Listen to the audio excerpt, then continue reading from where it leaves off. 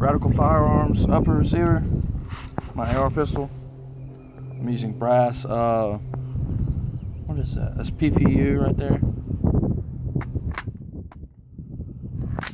We're in about, how much was it? 4 mags? Yep. It's about 120, is that right? Yeah, about 120 rounds through it. And we actually had one malfunction with it, and it was a failure to eject, so I had problems with that. But I'm gonna go ahead and start this off. I'm gonna shoot a few of these PPU rounds just to do the function test.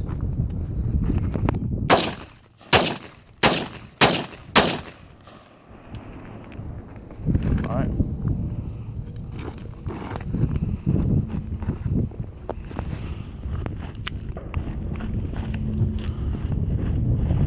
Probably hard to hear me a little bit. This wind has been freaking ridiculous today.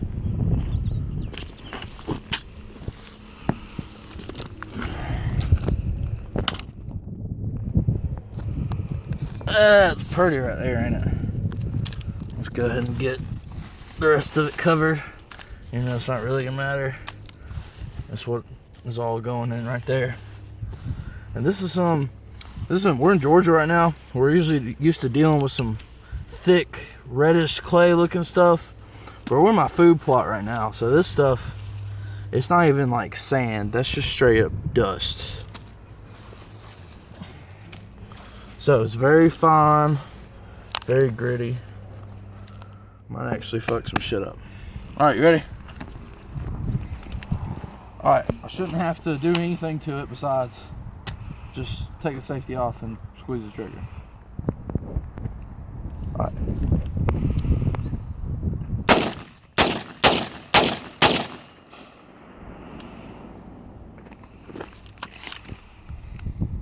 Shoot the rest of those out real quick.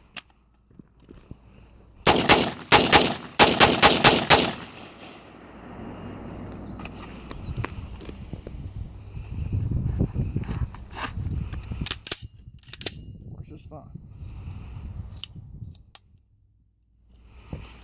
Oh yeah, and this is a FailZero bolt carrier group. Nickel boron. Alright, we did the dirt test. We don't have any mud out here. It's been raining for the past 3 months in Georgia.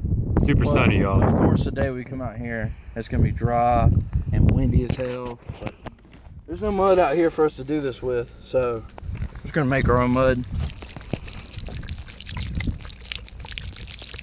And that primary arms, advanced red dot right there should be fine from the water.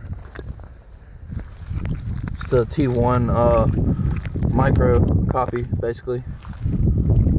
These rocks out of here. Ooh, that's just like watery as hell. Let me stir that up a little bit. Get it real nice and fucking muddy. Oh god, this ain't gonna work. I'm already gonna tell y'all, I do not think this is gonna work. I'm pretty sure any gun would fail in this, even an AK. But don't tell certain people that.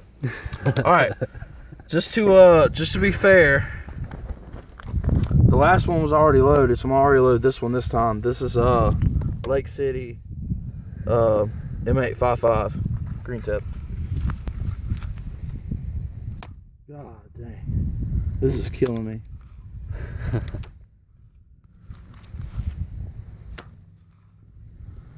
Alright, I can throw mud on the rest of it, but y'all understand how this works. If it gets in there and it fucks up the carrier group and everything, then it's just not going to work. Some people might say this isn't a real test because it's not getting mud up in the trigger and everything, but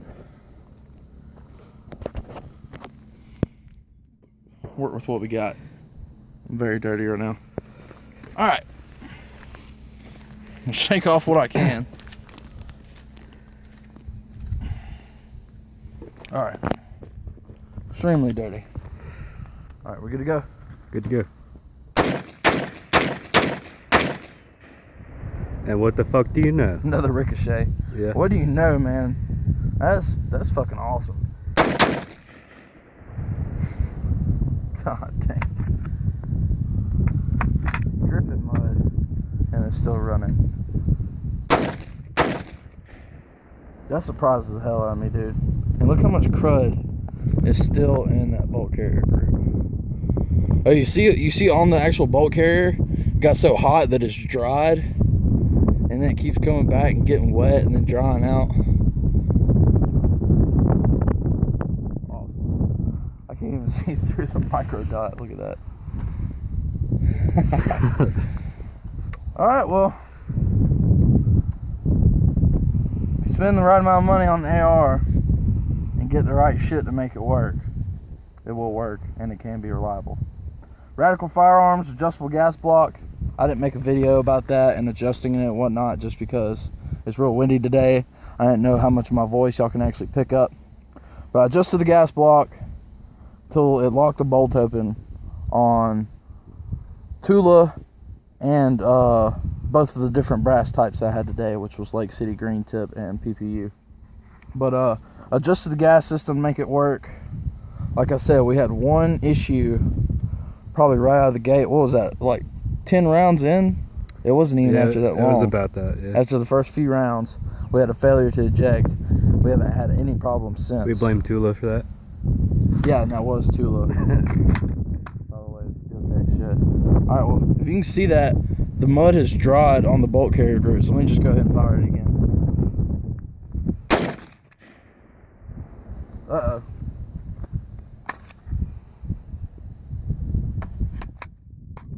Had a problem there. I think it ejected. Not positive. Yeah, it's a fresh round. So it chambered a new round, but it didn't go boom on that one. Let's try it again. Another click. Oh, having some problems now. Basically, all that mud drying up in there has affected things because it wasn't doing that at first when it was all muddy. So, let me see. Got about 5 rounds left. We'll see if it functions with these 5. But still, I mean, even with it going through all that and being able to function fine, if you have to shoot it a lot right after you get mud in there, all that dirt's going to clear out of the chamber and you'll be fine after that. This bolt carrier group basically had almost 0 lube on it anyway, so let's see if these next 5 rounds are actually fire.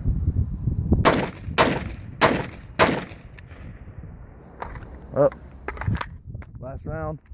I don't even know if it cycled. Yeah, it cycled. Okay, there were 6 rounds left. So 3 failures.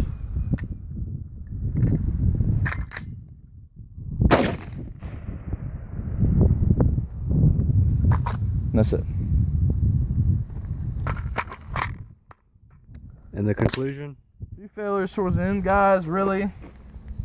I wouldn't expect that to happen in my AR anyway. If you're running, if you decide to start running with your AR, if you're afraid you're going to fall in the mud or anything like that, close your dust cover. I can't even do it right now. I can't even do it right now.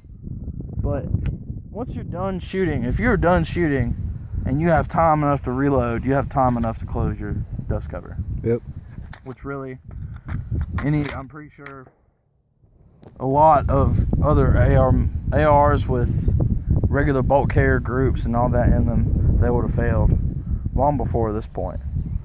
I could have stopped the video, guys, and it would have made it look like it had no failures, but I saw that the mud had dried off on there and I wanted to try it out, and that caused failures. Pretty sure it would cause failures in a lot of guns. A lot. It's still handled just fine for anything that I'd be prepared to have it go through. So I think it did well.